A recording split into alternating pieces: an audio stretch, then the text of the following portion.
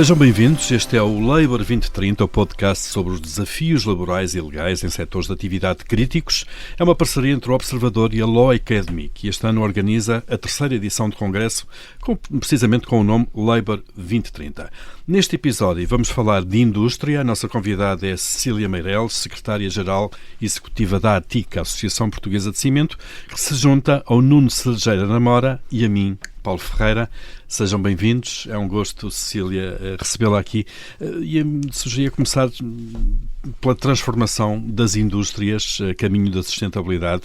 A indústria de cimento, ainda por cima, é uma indústria altamente consumidora de energia.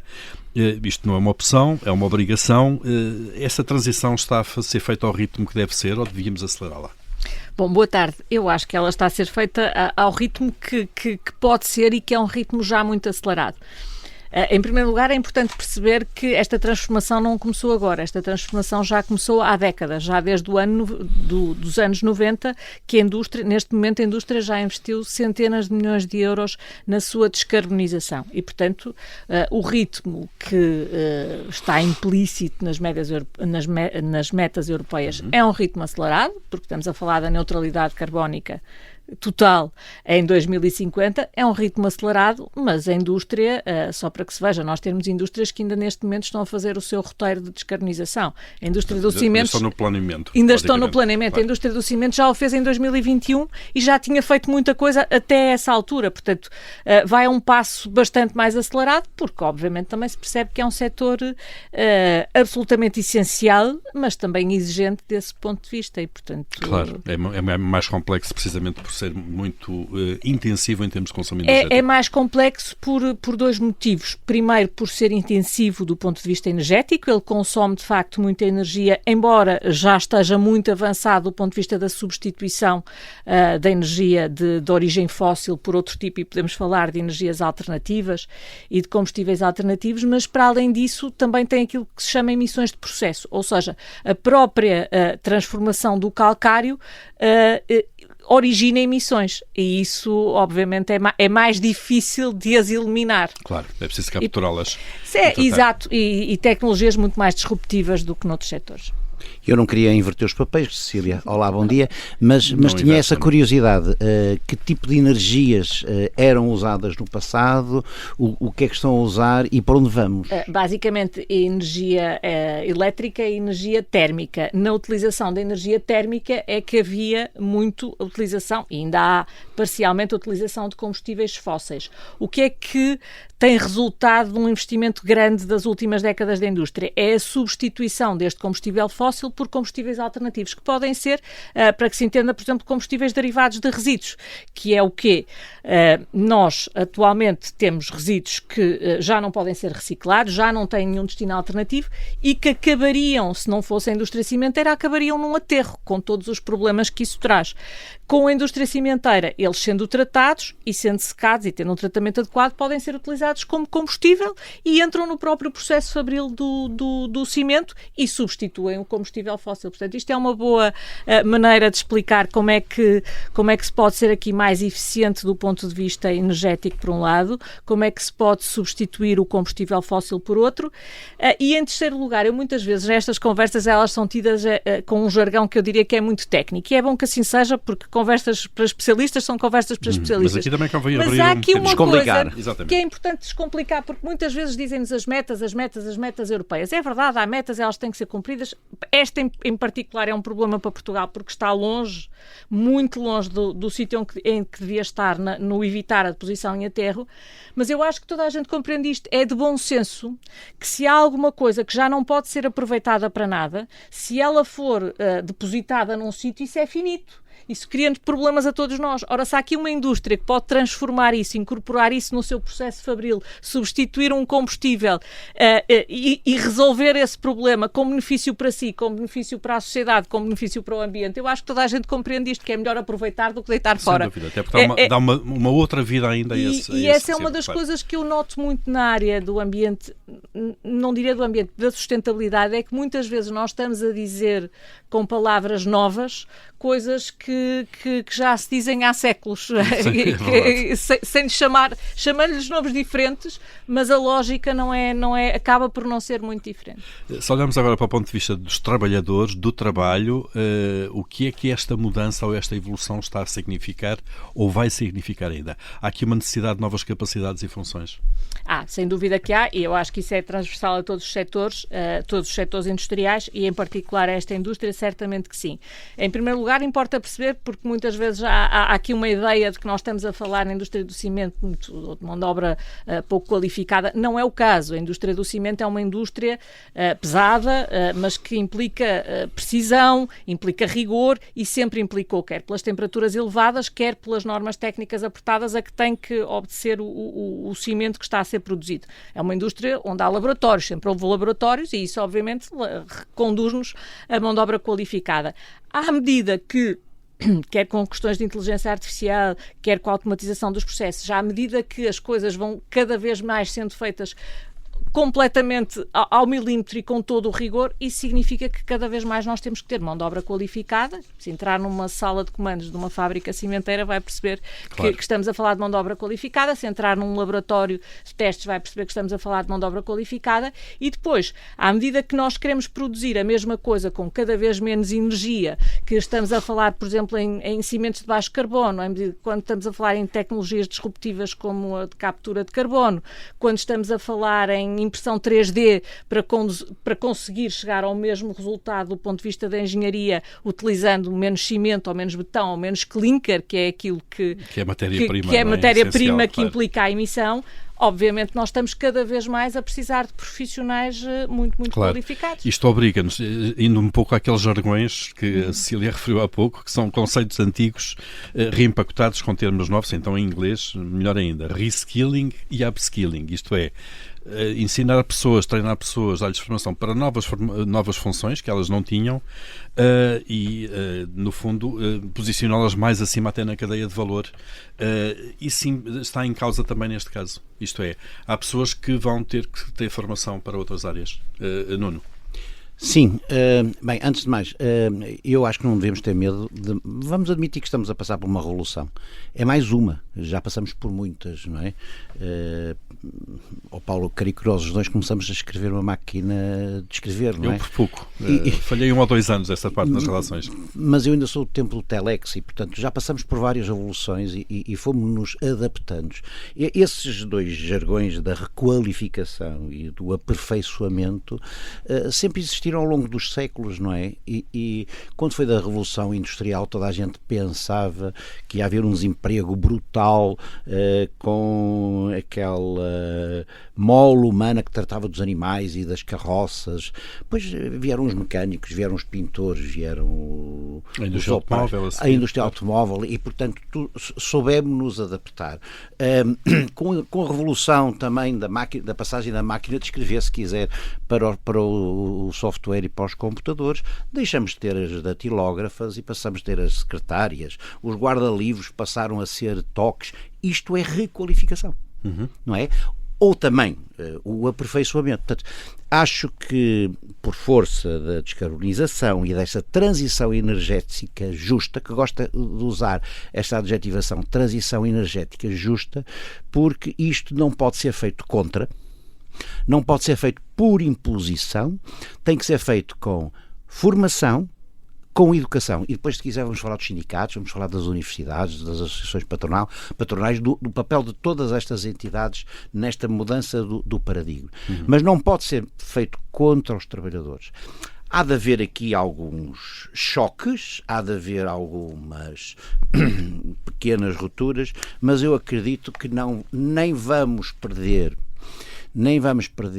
trabalhadores, portanto, não vamos ter desemprego e, por outro lado, vamos passar esta transição com trabalhadores mais qualificados e se calhar mais felizes, porque deixam de ter funções menos qualificadas e passam até socialmente a ser mais bem vistos, não é? Porque o lavrador, depois desta revolução, há de ser o técnico agrícola, não é? O operário há de também o técnico das máquinas ligadas àquela indústria e por aí fora. Portanto, pensamento positivo. Pensamento positivo, Cecília, também nesta área. Portanto, vamos ter trabalhadores cada vez mais qualificados em média, se quisermos. Eu acho que sim, naturalmente, como a população é cada vez mais qualificada em média também, isso corresponde ao movimento. Mas eu gostava só de lembrar uma coisa, porque quando se começou a falar nestes temas, já lá vai há alguns anos, toda a gente dizia porque isto vai gerar muito desemprego.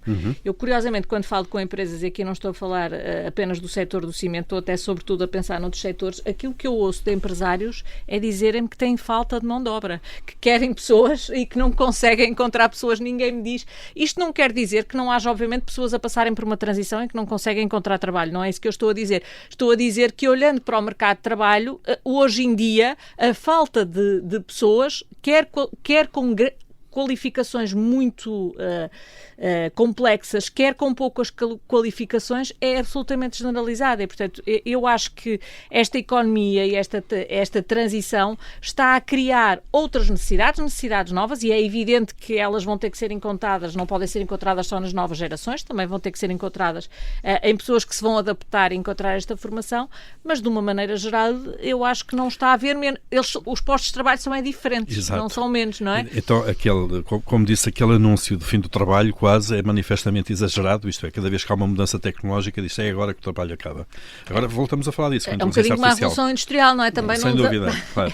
E a inteligência artificial agora também calhar, diz, vai acabar com uma série de empregos. Se calhar numa unidade fabril até precisa de menos pessoas porque está muito mais automatizada, mas isso significa que também do ponto de vista da automatização e da criação dessa própria automatização e do controle dessa automatização está a criar postos de trabalho noutros sítios, claro, e portanto... Claro. As coisas acabam por equilibrar. Por regra, também este tema é ligado à questão da segurança social, porque se há menos trabalho, menos pessoas a trabalhar, mais máquinas a substituir pessoas, as máquinas não recebem ordenado nem descontam para a segurança social.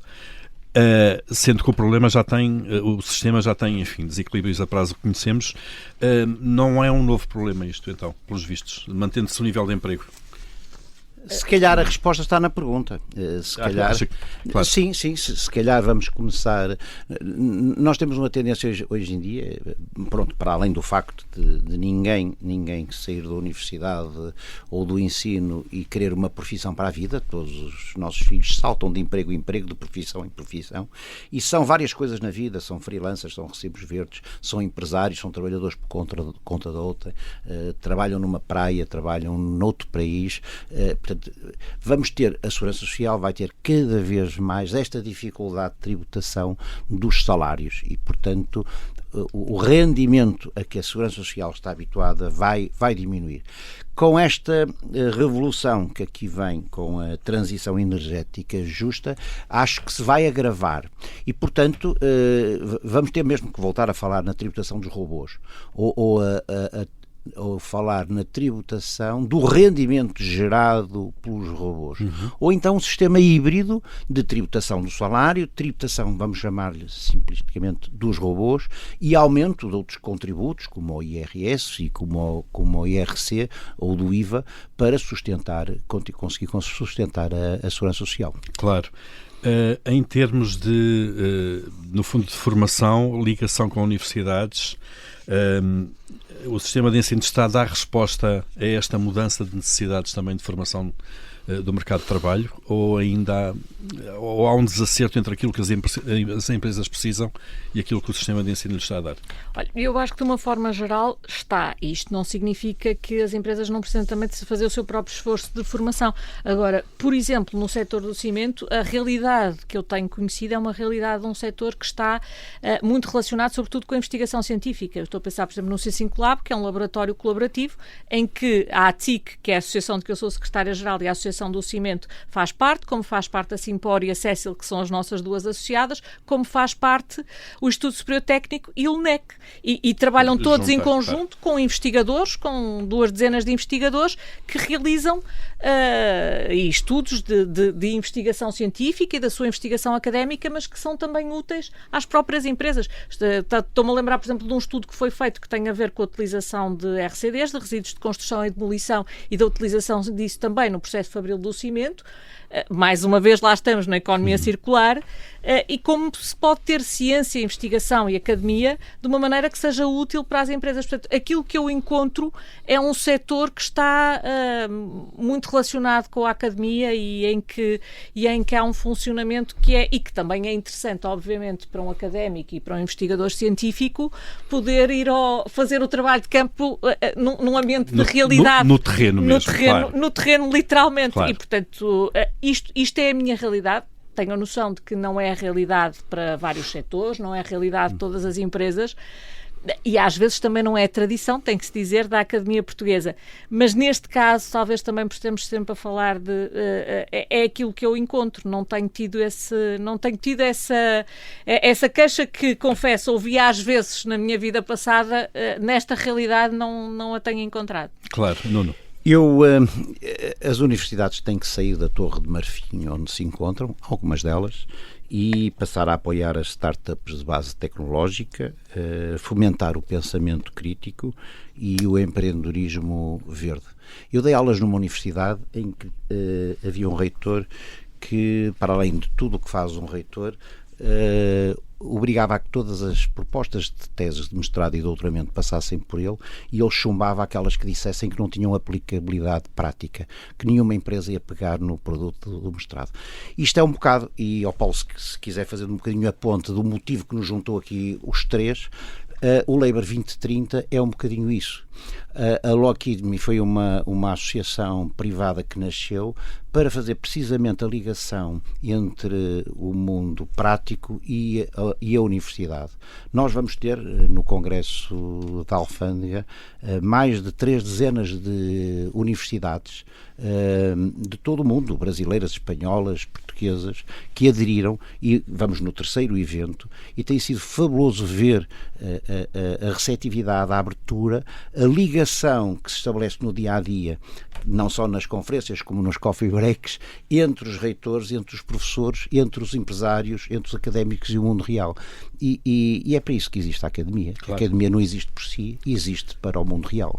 Colaboram cada vez mais esses dois mundos. E já agora eu também acrescentava aqui uma coisa, porque de facto estava aqui a pensar, o direito é uma área em que tradicionalmente há pouco esta ligação, mas se há coisa que eu vi no meu período, quando trabalhei na Mora Marinho Falcão, havia uma coisa que, quando eu era estudante, era praticamente impensável. É que todos os verões havia estágios de verão com alunos. Os alunos que estavam a estudar Direito estagiavam, faziam pequenos estágios de verão. Não estamos a falar do estágio profissional de acesso à carteira, digamos assim, ao título de advogado. Estamos a falar de um estágio que é feito durante o curso no escritório. E isso é uma coisa que há 20, 30 anos era completamente impensável, e é uma coisa boa, porque isso permite a muitas pessoas perceberem. Estão a tirar um curso de Direito. Tirar um curso de Direito não é tirar um curso de advogado, são coisas diferentes, claro. E é bom que se perceba que são muito diferentes. Claro. Mas é bom também que as pessoas, enquanto estão a tirar, percebam qual é a prática, porque se calhar preferem outra prática.